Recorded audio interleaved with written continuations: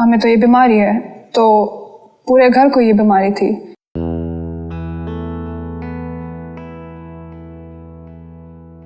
پہلا پاکستانی جو HIV اور ایڈز سے متاثر ہوا وہ بیرون ملک سے واپس آیا تھا۔ ہر سال تقریباً 5 سے 6 لاکھ پاکستانی بیرون ملک خصوصاً عرب ممالک کا رخ کرتے ہیں۔ اوورسیز پاکستانیز جسمانی مشقت اور کم تنخواہ جیسے مسئلوں کے ساتھ ساتھ دیگر مسائل کا بھی شکار رہتے ہیں۔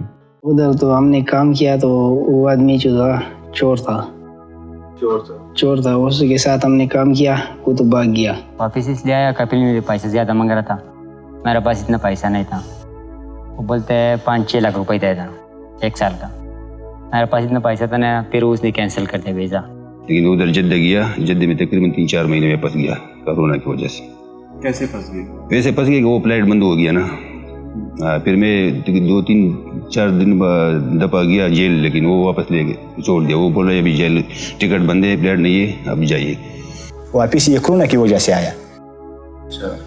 یہ کیونکہ وہ کورونا آیا، وہ بایا ادھر، پھر کمپنی ویزا نہیں لگاتا تھا تو اس لیے اس نے بھیج دیا ادھر۔ خاندان سے دور اور فطری ضروریات سے مجبور اکثر مہاجرین غیر محفوظ جنسی تعلقات اختیار کرتے ہیں۔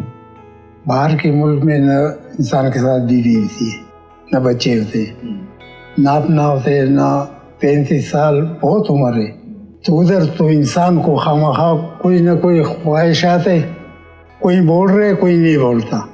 لیکن ادھر حالات ویسے ہے تو زیادہ آزادی ہے نا، تو ایک دوسرے کے یہ نہیں بولتے تو کیا کر رہا ہے، کدھر جانا، یا ادھر تو جو آگے پیچھے کرتے تو دوسرا بولتا ہے نا، ادھر تو یہ نہیں ہے نا۔ آڈو پہ جاتا ہے بس، گندگی تو ہوتا ہے نا ہر جگہ، بس وہی گندگی کا آڈو پہ جاتا ہے، وہی سے گزارا کرتا ہے، باقی تو اپنی بیوی بچوں سے دور رہتے ہیں، اور جب دور ہو تو ان کی ضرورت ہی پوری نہیں ہوتی سیکس کی۔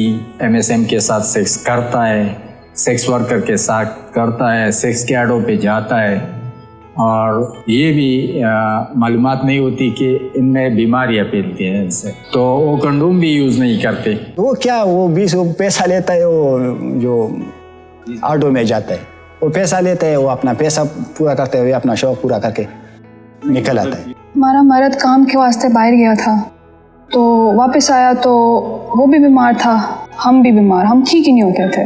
پھر ہمیں بتایا گیا کہ ہمیں تو یہ بیماری ہے، تو پورے گھر کو یہ بیماری تھی، تو بس پھر جب پتہ چلا تو حالات اور بگڑ گئے، نہ اس کے پاس کام تھا، نہ ہم ٹھیک ہوتے تھے۔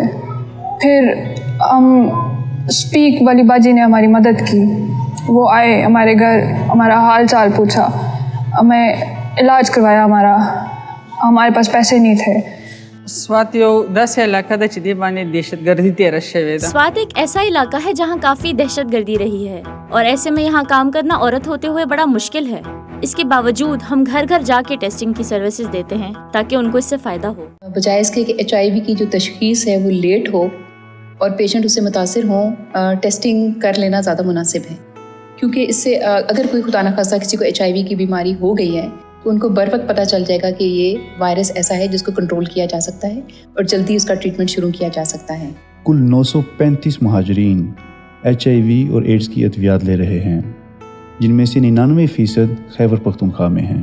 خیبر پختونخوا میں جتنی بھی خواتین HIV اور ایڈز سے متاثر ہیں، ان میں سب سے بھاری اکثریت مہاجرین کی بیویوں کی ہے۔ ہمارے ہاں باقی صوبوں کی نسبت مائیگرینٹ ورکر جو ہے ہمارا مسئلہ ہے، جیسے دیر کا علاقہ ہو گیا، سوات ہو گیا، کیسز ہمیں وزیرستان سے زیادہ آئے ہیں مائیگرینٹ ورکرز کے، اور بنو، پشاور، ان ڈسٹرکس میں ہمارے پاس کیسز نسبتاً اور ڈسٹرکس کے زیادہ ہیں۔ لیکن جو ہمارے پاس ریکارڈ میں، کیونکہ جب وہ باہر سے آتے ہیں اور ان کو پتہ چل جاتا ہے اور ان کو ڈپورٹ کیا جاتا ہے، انفارچونیٹلی ہمارے پاس وہ میکینزم نہیں ہے کہ جیسے وہ ایئرپورٹ پہ آتا ہے اور وہ ہیلتھ ڈپارٹمنٹ کے ساتھ لنک ہوں تو پھر ہمارے پاس یہ آن ریکارڈ آتے جائیں۔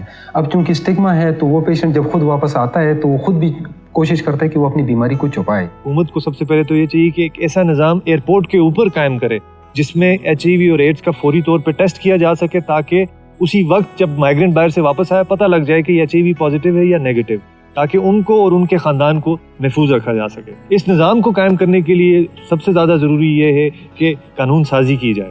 مائیگرینٹس جو ہے کثیر تعداد میں بھاری رقم جو ہے पाकिस्तान में वापस भेजते हैं और अपनी ख़ानदान की कफालत का वाहिद ज़रिया भी हैं। तो हुकूमत को चाहिए कि कुछ ना कुछ बजट एलोकेट करे इन माइग्रेंट्स के HIV और एड्स के मसलों को हल करने के लिए।